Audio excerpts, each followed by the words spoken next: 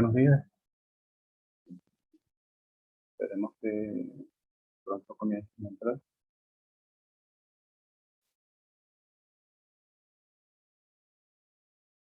La clase la estoy repitiendo con ayer no hubo problemas y se abortó. Estoy repitiendo la clase de la semana 7. Para este fin de semana van a estar las clases de la semana 8 de la semana.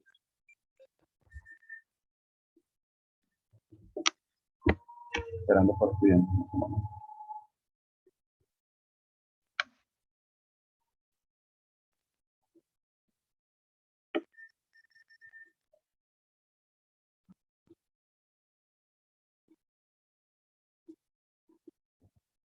Me voy a disculpar un momento. Voy a contar.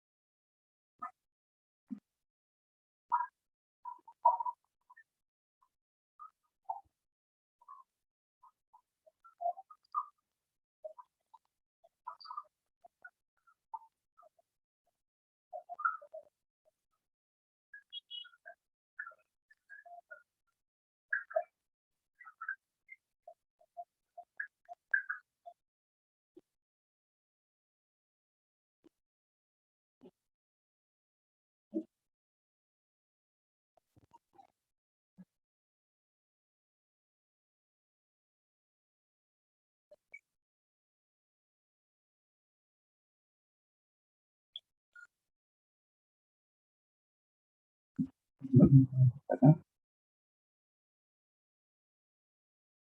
Bueno, seguimos en espera de estudiantes.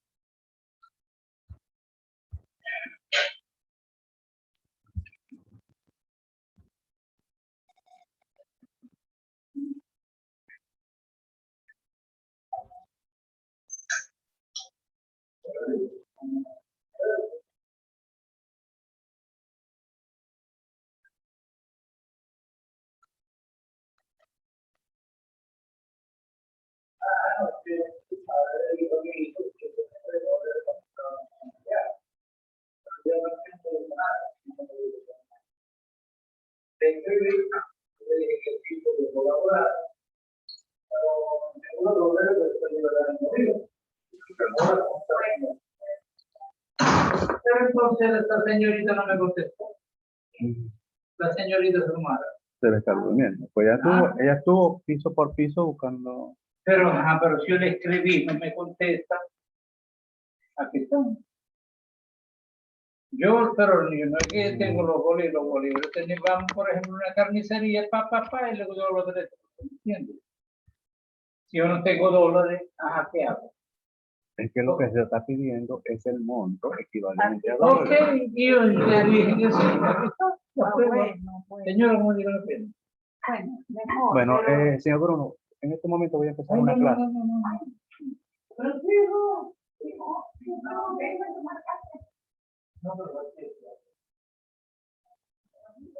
Buenos días. Javier, ¿cómo estás? ¿Cómo te encuentras?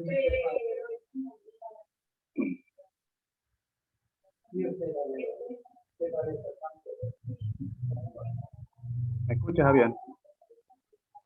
Vamos a probar algo. A ver, algo.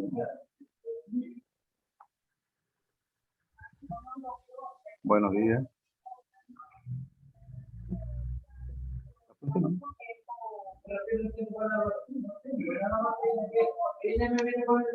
Sí, vamos.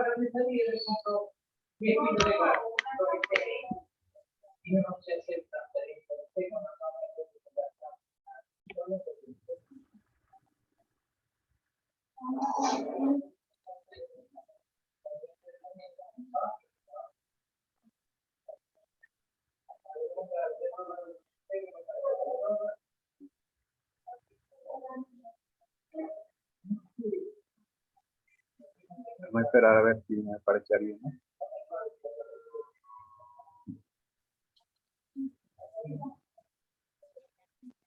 Ok.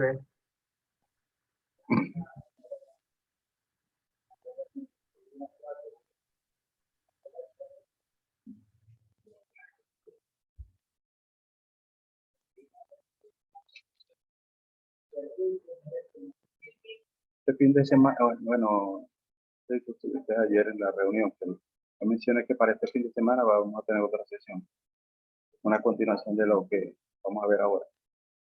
Un ejercicio, de cómo hacer un ejercicio de arreglo de... Ok. Profe, una pregunta. El Zoom anterior, el de la semana 6, ¿usted lo resubió a la página? No lo he La- subido, no lo he subido.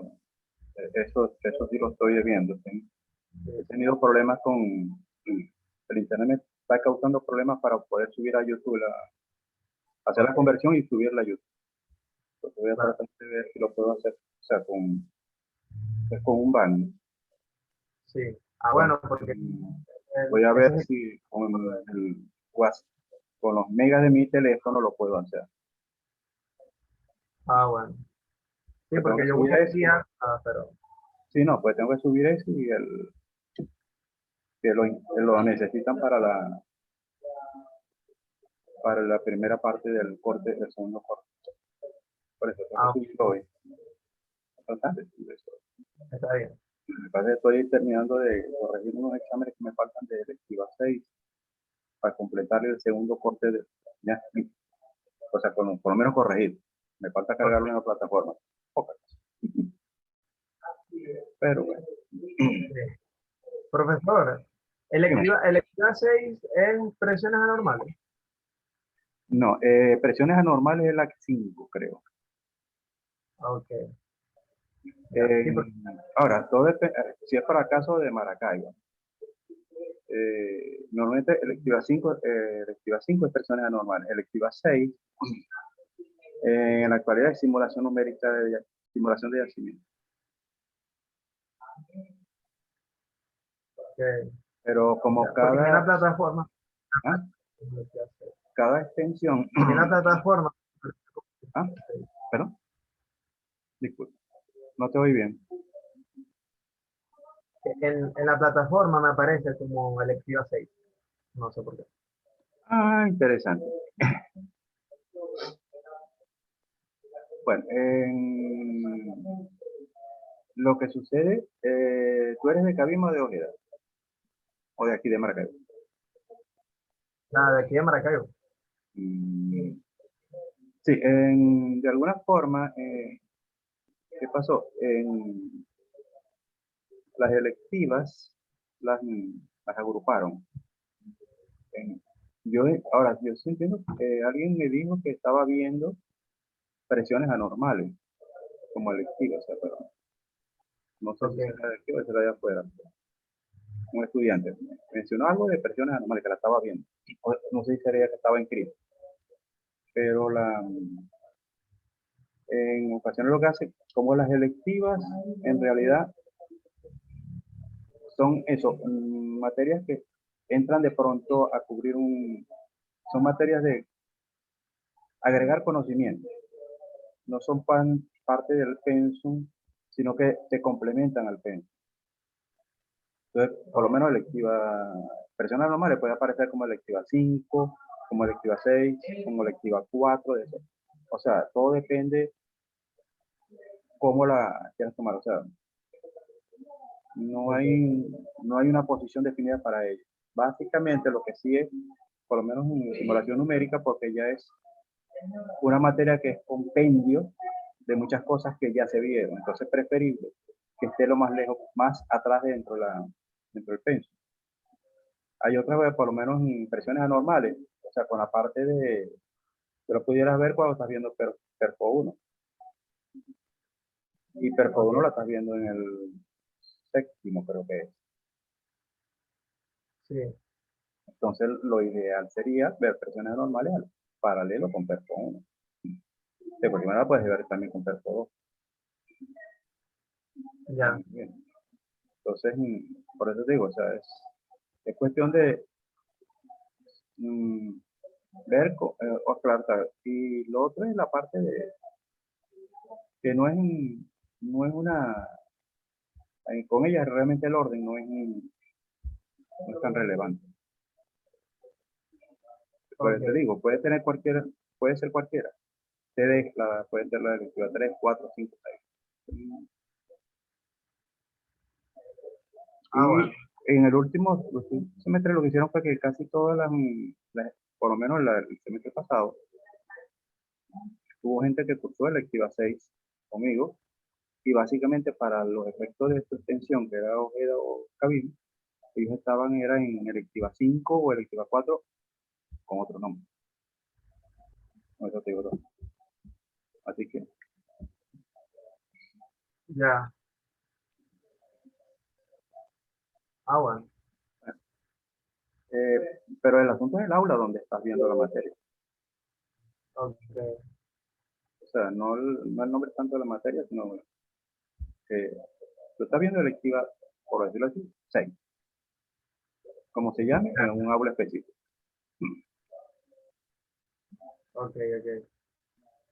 Bueno, vamos a tener que empezar con los demás que entren. Si viene otro, que ya les paso un mensaje para recordarlo. Algunos tuvieron ayer la clase, el día de ayer, pero en algún momento a mí yo quedé fuera, o sea, me dejó fuera.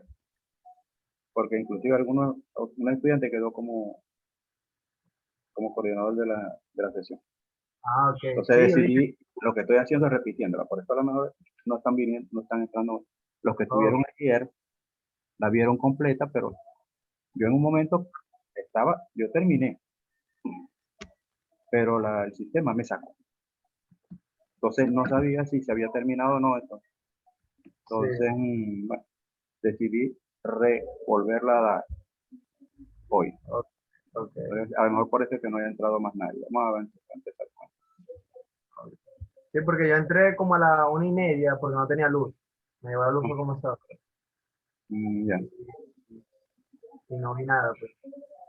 Se había Bueno, acabado. ok, vamos a.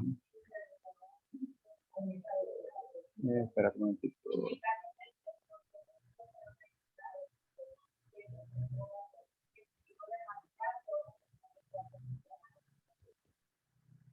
Déjame.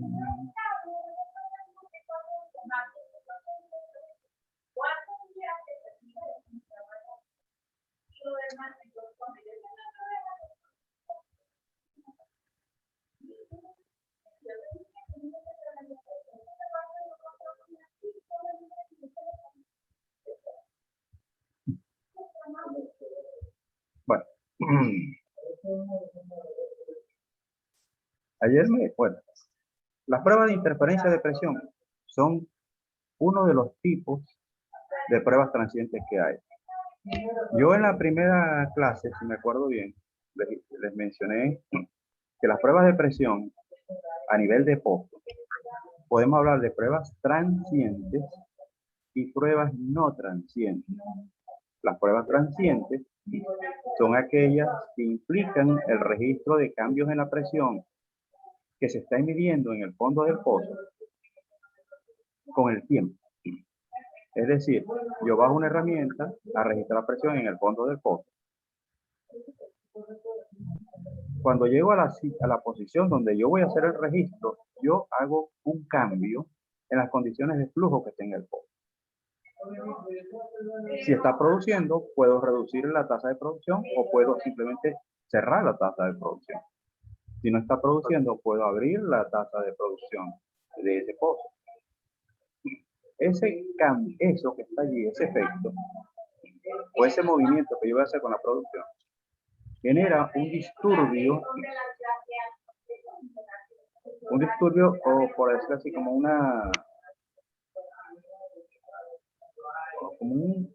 efecto en las condiciones de la presión, y esta comienza a variar con el tiempo, porque ese efecto se va proyectando dentro del yacimiento.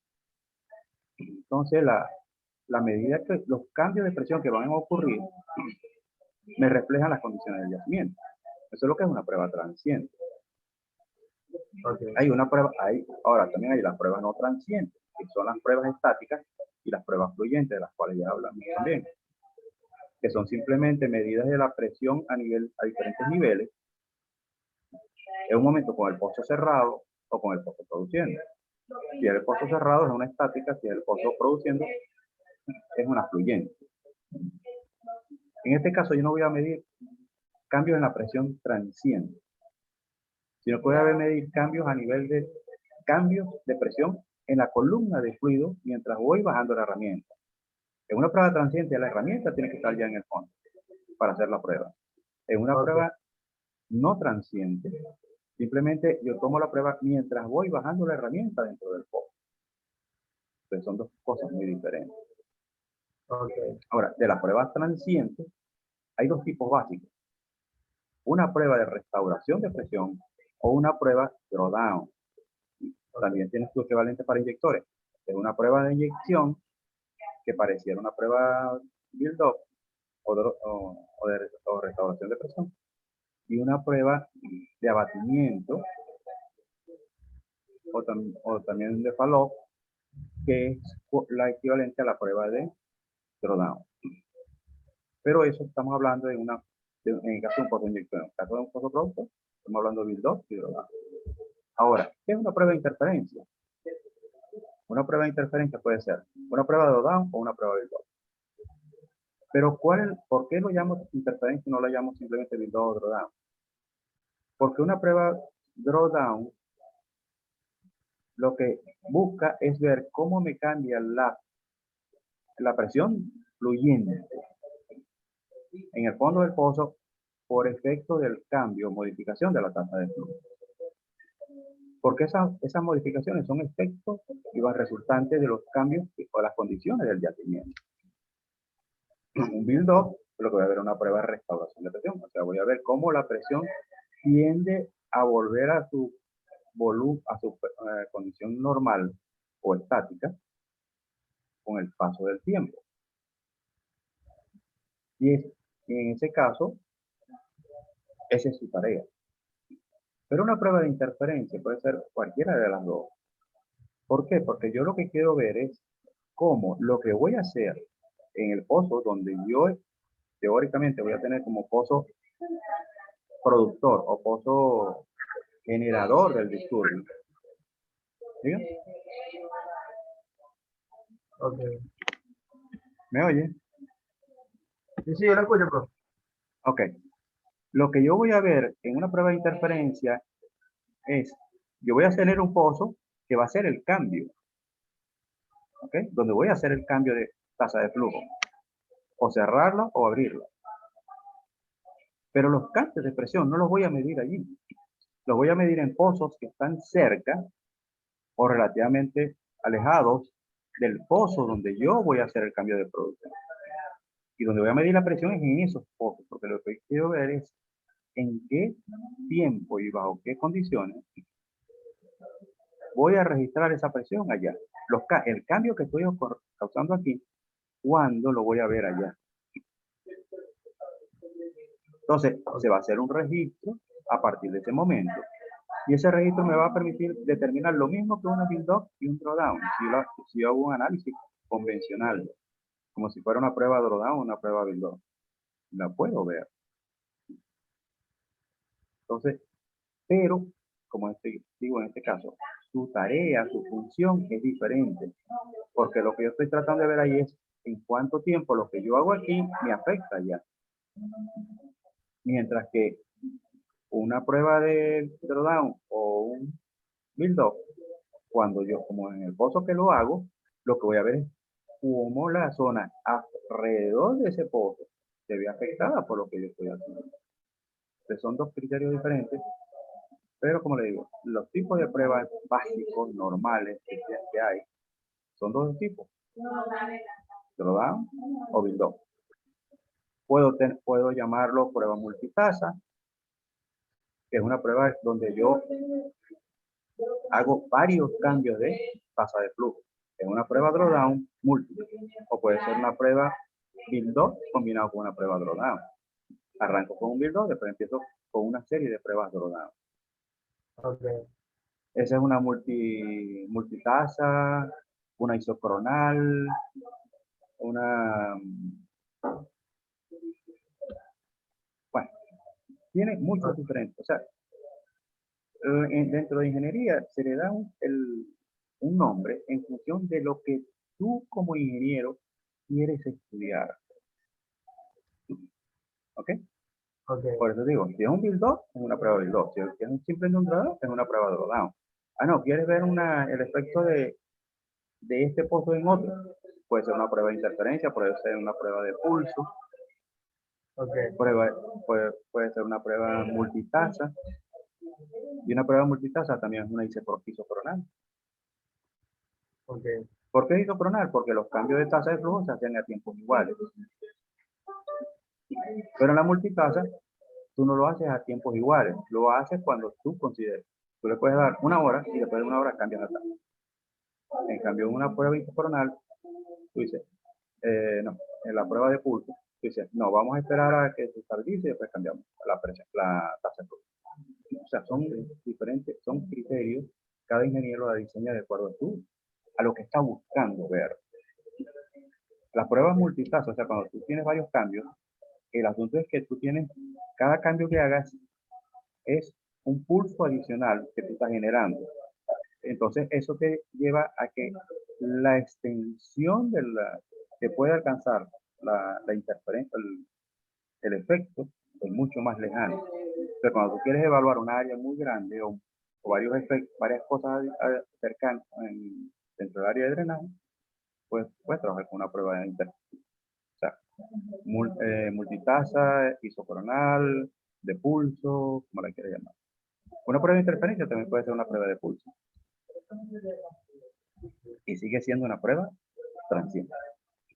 O sea, lo que sí tienen en común es que son pruebas transientes. profe, entonces, Dígame, sí.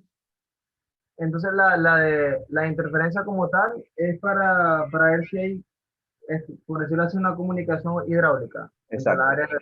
Sí, lo que trata de evaluar como succión hidráulica. Normalmente tú las utilizas cuando quieres chequear si una falla es sellante, porque si tú tienes dos pozos y hay una falla en medio, y tú tratas de hacer una prueba y resulta que el otro pozo no ve nada, te indica que la falla que está entre los dos es sellante. Ok, Entonces, hasta para eso te sirve. Pero todo depende cuál es tu objetivo con la prueba. ok, Por eso, la prueba de presión es una. Tu objetivo es lo que define cómo la quieres hacer. ok, Ok, esto lo vimos ya que las pruebas de presión la medición de la presión o las pruebas de presión me sirven para describir yacimientos, o sea, características generales del yacimiento, evaluar lo que ha sido su comportamiento histórico y control y monitoreo de lo que es la producción, el agotamiento, cuáles son las zonas más drenadas, que yo lo puedo ver a través del cambio en la presión, como lo que nos dice ese mapa.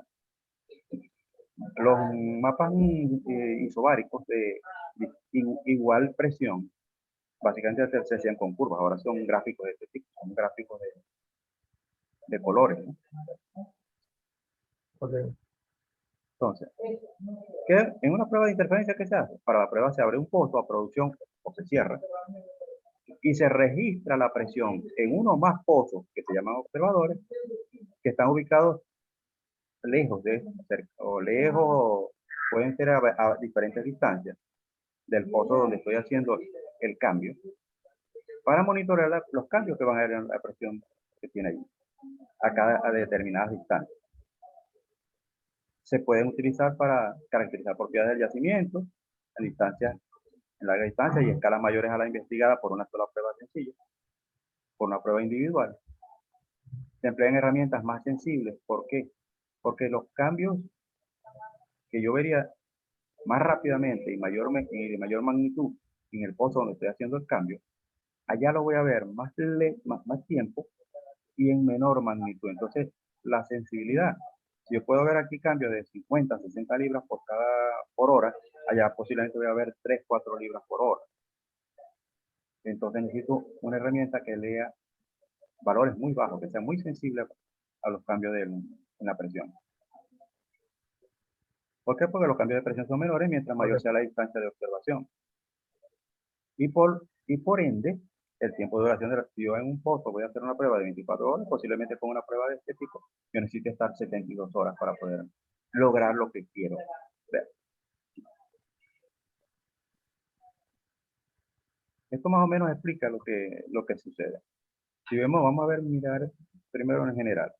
Del lado izquierdo vemos una flecha que dice presión. Ok, ¿Ok? profe, un momento. Dígame. ¿Puede volver a compartir las pantallas? Porque cuando pongo la reunión en pantalla grande, no se me muestra lo que las diapositivas. Ok, déjame dejar de compartir pantalla. Vamos a empezar otra vez.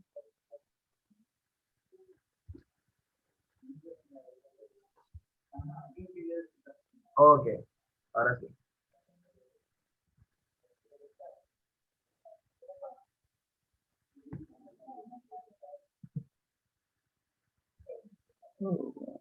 Ya vamos. Vamos a...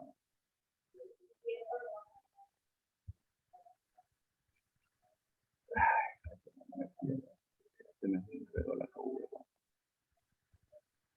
Ok, ahora sí. ¿Se ve? Ahora sí.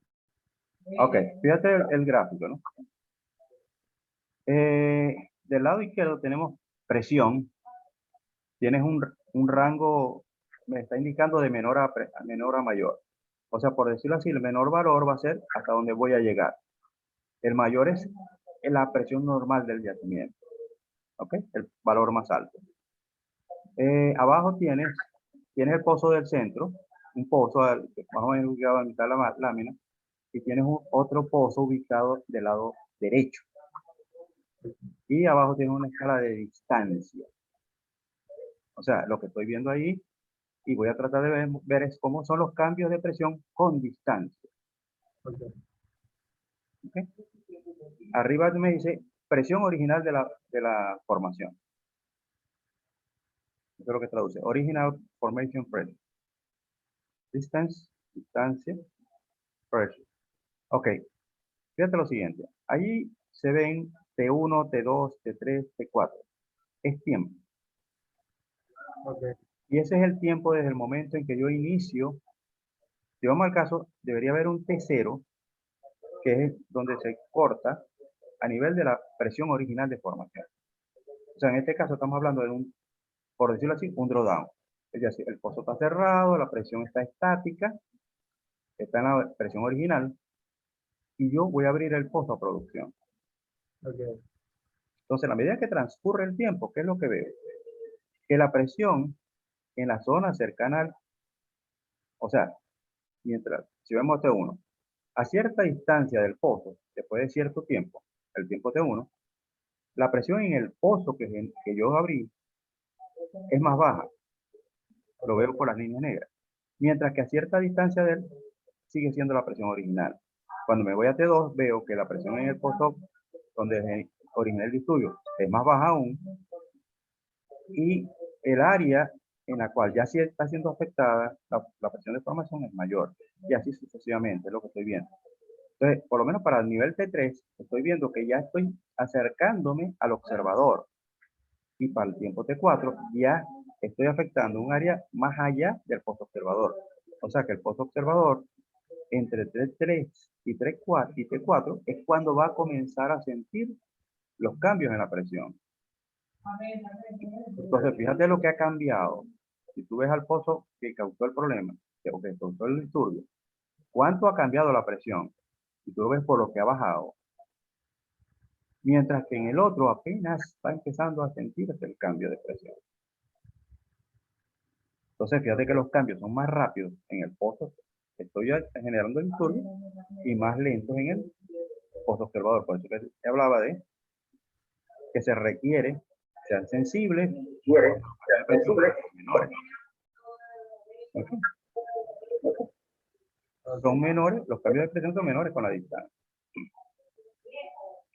Ok, cuando hablamos de la parte de análisis de presiones, y esto también ya lo habíamos mencionado, hay unas ecuaciones básicas que son la ecuación de difusividad de la presión que dice que el diferencial de presión adimensional con respecto a la distancia más el inverso del radio o de la distancia respecto al cambio de la presión con distancia es igual al cambio de la presión con tiempo, pero en este caso está en función de tiempos adimensionales. Y las variables adimensionales que tenemos aquí, presión, el PD que está allí, que viene dada por esta expresión matemática que está aquí, K por H por delta P es la caída de presión, dividido entre 141,2 por la tasa de flujo, por el factor volumétrico, por la viscosidad.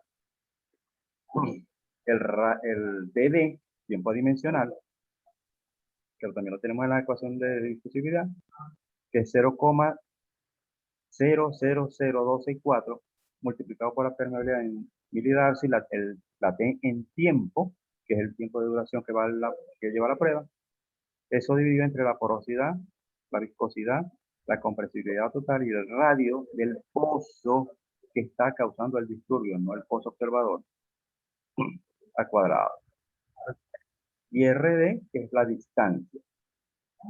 La distancia dimensional. ¿Quién es RD? La distancia a la cual estoy viendo la presión, dividido entre el radio del pozo que está causando el disturbio. ¿Okay? No el pozo observador, no el sitio donde estoy midiendo. La distancia a la cual estoy midiendo la presión y respecto del pozo, del radio del pozo productor. Okay. Estas pruebas se pueden analizar de varias formas. Se puede analizar igualito como si fuera un build-up, igualito como si fuera un drawdown. Y si vamos al caso, podemos ver lo que básicamente la ecuación para hacer esto, de estas dos que se ven en esa lámina, es la parte inferior, que es la ecuación general. ¿Okay? Pero hay casos especiales que se pueden analizar individualmente. Claro, o sea, necesitan otra información de unas tablas y todo eso, pero entonces fíjate. Aquí hay un concepto que dice que se dice que en ausencia de efecto de higiene y daños, es decir, cuando en el pozo que estoy generando el disturbio ya se transfiere o se pasa el efecto de almacenamiento y daño, la presión que se está generando, la presión transiente, comienza a tener un comportamiento infinito, se comienza a viajar dentro del yacimiento a distancias cada vez mayores. ¿Ok? Es decir, y se habla de que tiene una tendencia a crear una línea fuente. Ahorita vamos a ver también un poquito sobre lo que es cómo veo yo eso de la línea fuente. Mientras el pozo fluye a una tasa constante que debería ser estabilizada. La tasa de flujo del pozo productor, si hablamos. Si te pones a ver, esto está hablando más o menos de un drawdown. Y básicamente se utiliza más el drawdown para este tipo de pruebas que un build-up. Pero se puede hacer con un build-up también. Entonces, el cálculo de las presiones a distancias, yo lo puedo utilizar empleando esa ecuación que está allí. PD a RD a cualquier distancia y a cualquier tiempo, PD es igual a un medio de la función SUI de menos X, donde X es igual al radio dimensional al cuadrado dividido entre 4 veces PD. Resolver el problema para esto que está acá, utilizando esta ecuación, es cuando el pozo, o sea, cuando en la prueba o la distancia que voy a medir están lejos del pozo que está causando el disturbio, o inclusive cuando en el mismo pozo que está causando el disturbio. Es decir, se cumple para RD mayor que 1, que es distancia fuera del pozo, y RD igual a 1, distancia en el pozo que estoy, o sea, a la distancia de RW. Acuérdate que RW es R sobre RW. ¿Por qué RD igual a 1? Porque RW sobre RW es 1. Mientras que en el otro tengo R sobre RW, que es RD mayor que 1, para cualquier distancia fuera del pozo. Y cuando se cumple que X, esa función que está ya en SUI, sea mayor que 0,1. ¿Okay?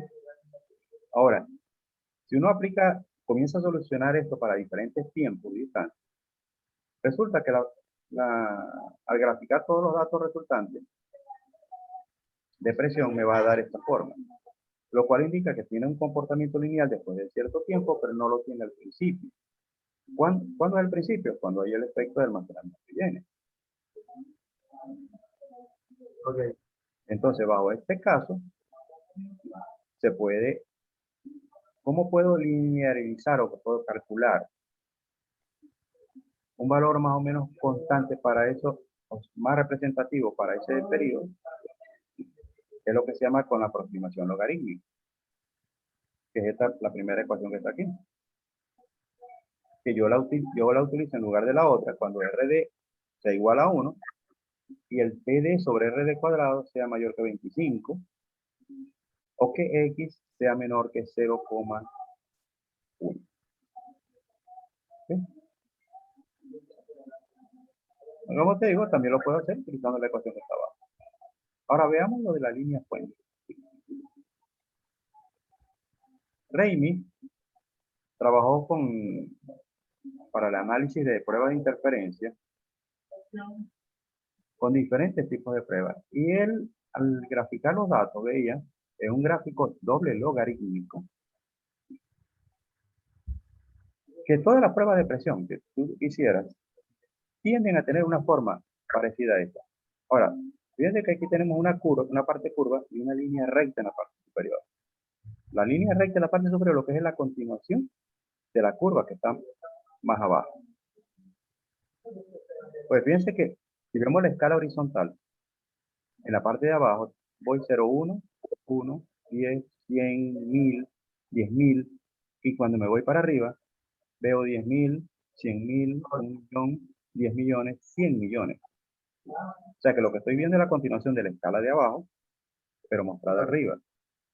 Y el punto donde se inicia el 10.000 que está allá es el mismo punto, si tú lo sigues horizontalmente, donde termina el 10.000 de la parte curva. Okay. Para que vean que esto es la misma. Lo que pasa es que esta es una solución de ingeniería para no tener un gráfico que fuera demasiado largo, que tuviera que tener, en este caso tenemos 5 ciclos, que tenga 10 ciclos, sino con un papel de 5 ciclos lo puedo hacer. Simplemente, y esto, si lo ven, este tipo de gráficos se utiliza mucho. En gasotecnia, ustedes tuvieron el gráfico para determinar pues, las presiones pseudo reducidas y determinar Z. ¿Okay? El de standing caps. Ese es un gráfico de este tipo. Y eran varias curvas, pero es un gráfico doble. Dentro de la misma escala, pero con escala de presiones abajo y presiones arriba diferentes. Tú tenías en el mismo gráfico un gráfico mucho más extenso lateralmente que lo que veías. Pues lo que estabas viendo en la parte de arriba era la continuación del lado derecho de la gráfica de abajo. Ahora, ¿cómo se trabaja con esto? La data de presión que tú obtienes de la prueba, tú la graficas en un papel de este mismo tamaño, con una escala que tú vas a usar dependiendo de tu resultado. ¿Okay? No tiene que ajustarse a esto, pero el tamaño del gráfico, que sean 5 ciclos horizontales, 3 ciclos verticales, eso sí tiene que cumplirse, que tenga el mismo tamaño. Entonces, sobre ese gráfico, normalmente papel transparente, tú fijas tu escala y graficas tus datos de presión. Luego lo montas sobre esto, inicialmente que coincidan completamente. En ese caso, los puntos tuyos no van a coincidir con lo que está allí. Pero si tú ves a mover la gráfica hacia la derecha o hacia la izquierda, abajo o arriba, paralelo a la original, a la base, va a llegar un momento en que puedes lograr que los puntos coincidan. Cuando tienes esa coincidencia, ya tú puedes empezar a tomar valores de presión en tu gráfico, valores de tiempo en tu gráfico, con su valor, el respectivo valor de tiempo, y utilizar esas ecuaciones que están allí para determinar permeabilidad, por lo menos en el caso o determinar el factor phi mu ct de la segunda ecuación de TD sobre RD cuadrado, que son algunos parámetros que se pueden determinar de una prueba de presión. ¿Ok? Entonces, esta es una forma que se utilizó, utilizando las llamadas curvas tipo, para poder resolver problemas de pruebas de presión. Como te digo, la tendencia, esta se hizo básicamente para un drawdown, pero funciona también para un build-up. Porque las dos pruebas de presión, esas mismas pruebas de presión, un drawdown o un build-up, graficados en papel logarítmico, doble logarítmico, tienen la misma forma. Los datos cambian. Por eso es que la curva se puede quedar más achatada, se puede quedar más levantada y luego se achata. Ahí, aquí no lo tengo, pero hay otra gráfica donde tú puedes ver una familia de curvas de presión, de curvas tipo, diferentes. Ahorita las más populares son las de Green-Garten, que es una familia de curvas tipo.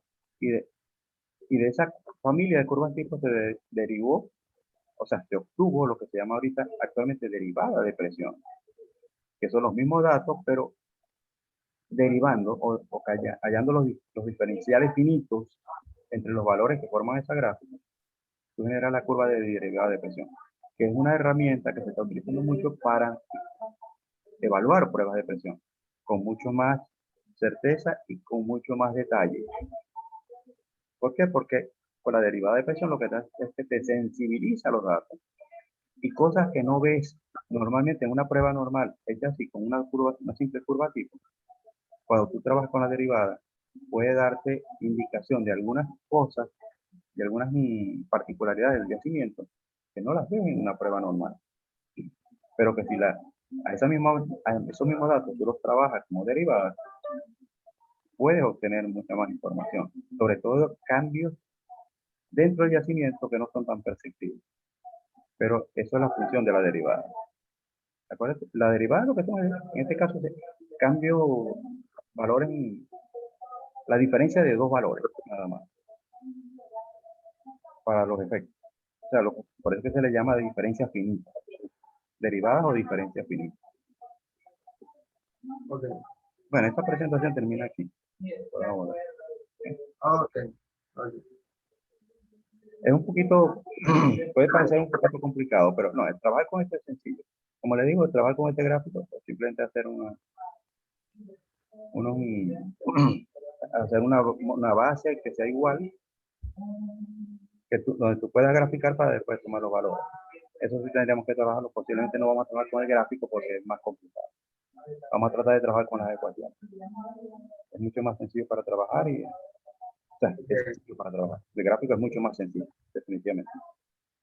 Entonces, Sí, nosotros tenemos en los enunciados de los problemas, nosotros tenemos los que nos piden ahí en la ecuación, que es la viscosidad, la porosidad. O sea, normalmente tú consideras datos conocidos la porosidad, la viscosidad del fluido, la compresibilidad total la consigues a nivel de laboratorio. Okay. Pero, ¿qué es lo que sucede? Todos esos valores tú los puedes derivar de pruebas de núcleos, lo puedes determinar de pruebas de registros, Sí, pero son valores puntuales. ¿Qué es lo que sucede con una prueba de presión? Que cuando tú determinas en una prueba de presión, por lo menos el caso de permeabilidad, o sea, pues tú puedes determinar con los registros y en núcleo, tú puedes determinar la permeabilidad. Pero el núcleo veo que es un tapón, 5 centímetros de diámetro por o sea, un pequeño volumen. Ahora, cuando tú lo despejas de esta ecuación, la permeabilidad que tú vas a tener es la promedio para el área o el volumen de yacimiento que ocupa hasta donde ha investigado la prueba. O sea, el valor de permeabilidad que tú vas a tener es promedio en un volumen de yacimiento. O sea, que ya no estamos hablando de un valor puntual, es un valor promedio. O sea, las pruebas de presión lo que me dan son valores promedios en el área o volumen de yacimiento que está siendo investigado por la prueba. Es lo contrario que yo puedo tener en núcleo, que voy a obtener un valor puntual para el tapón que estoy utilizando. y tengo que tener 100 tapones para hallar un promedio, que es el que necesito para cualquier cálculo de yacimiento cuando no lo tenga. Pero ¿cuál es la ventaja por qué me interesa el PNUCT? Porque resulta que hay muchos cálculos de ingeniería que tienen que asociado volumen o condiciones de flujo en el yacimiento. Ese valor lo necesito. Y entonces prefiero tener uno que me diga lo que está pasando lo que es promedio en el volumen de yacimiento alrededor del pozo, a tener un valor que simplemente me salga de un registro que me representa lo que está pasando en la cara del pozo. Desde el punto de vista de ver condiciones de yacimiento, es preferible trabajar con los resultados de la prueba de presión. Ahora, claro está, la prueba de presión no te va a dar todos los parámetros de petrofísica, pero el conjunto de varios de ellos sí lo puedes obtener. Y ese conjunto de varios de ellos es porque es útil en muchos cálculos de ingeniería de yacimiento. Acuérdate que los yacimientos, por muchos registros que tengamos, nunca vamos a tener un conocimiento del 100% de él. Yo siempre he dicho que conoceremos el 5%. Mientras más pozos tenga, el porcentaje puede ir creciendo, pero nunca va a conocer. Porque la heterogeneidad del yacimiento es lo que predomina, no la homogeneidad. Y normalmente cuando tú tomas una muestra de un tapón para hacer un análisis, tú vas a considerar que el valor que estás obteniendo ahí es un valor homogéneo para toda la muestra. Y debería ser igual para el yacimiento. La realidad no es así. Okay. Entonces, las pruebas de presión lo que me dan es eso. Me pueden determinar, yo por lo menos, yo puedo despejar K por H. K por H que es la permeabilidad por el espesor. Ahora, en un yacimiento, a todo lo largo del yacimiento, el espesor es el mismo. No, cambia. Tendría que utilizar Entonces, si yo quiero determinar un K por H que me refleje el área del volumen del yacimiento en las zonas de drenaje, prefiero despejarlo de la ecuación de la prueba de presión. Porque es promedio. Él me va a dar un valor promedio de la capacidad de flujo. K por H sobre mu, la transmisibilidad. Si yo lo despejo de la primera ecuación de allí, yo puedo tener un valor que sea promedio para el volumen del yacimiento. Y ese parámetro yo lo puedo utilizar en otras ecuaciones que tienen que ver con flujo. Entonces, por eso es que se habla de que las pruebas de yacimiento son los que me dan ideas de condiciones dinámicas. ¿Por qué? Porque estoy viendo el yacimiento como realmente el área de drenaje como algo más manejable que simplemente con valores puntuales. Se acerca un poquitico mejor a la realidad. No es la realidad completa, porque acuérdense que son derivaciones de cálculos matemáticos. Sí. Pero lo que obtenemos de los perfiles de pozos son cálculos matemáticos. Lo que obtenemos de un núcleo son resultados de pruebas de laboratorio hechos en un elemento microscópico con valores que son posiblemente no tan microscópicos como para trabajarlos y tener una realidad más cercana. Pero son buenos porque es lo que podemos tener en un momento dado. Pero si podemos tener algo que nos mejore esa información, mucho mejor. Por eso que yo les digo a ustedes, el trabajo nuestro, más que un cálculo matemático, más que es saber entender y visualizar qué información es más importante tener, que así no sea exacta, pero que me dé una realidad más cercana a lo que puedo esperar. Y acuérdense que las pruebas de presión transiente me reflejan las condiciones que hay en el yacimiento para que se pueda dar el flujo de fluido en forma estable. Ok. Ah, perfecto, pues. Chévere. Bueno, profe, chévere. Va a continuar en otra ocasión con la No, presentación. como dije antes, posiblemente mañana vamos a tener una sesión sobre mañana o el domingo, la continuación de esto. Vamos a ver un ejercicio. Ok. Mañana o el sábado. Tengo que ver hoy. Ok. Bueno, profe. Y profe, y en las 6, ¿hablaron de esto o de otra cosa? ¿Ah? ¿En En la cuál? semana, en la semana 6. En la semana 6 fue la parte de pruebas estáticas y fluyentes. Ok, Pero la primera evaluación del segundo corte es el sobre daño de formación. Aunque yo a veces lo combino con la... Pero básicamente va a estar más asociado a la parte de daño, que fue la semana 5, sí, sí. 4 o 5 creo. Fue. Ok, La semana 6 sí va a ser, tenlo seguro para el 20%. ok. Esto ya Ah, bueno, estamos acercándonos, ya esto nos estamos moviendo hacia el tercer corte. sí, sí. No, profe. Bueno, profe, muchas gracias. De Ok, verdad que sí. bueno, Bueno, profe, estamos en contacto. Que tenga buen día. ok. Vamos a finalizar entonces. Que pase buen día. Chévere. Dele, profe.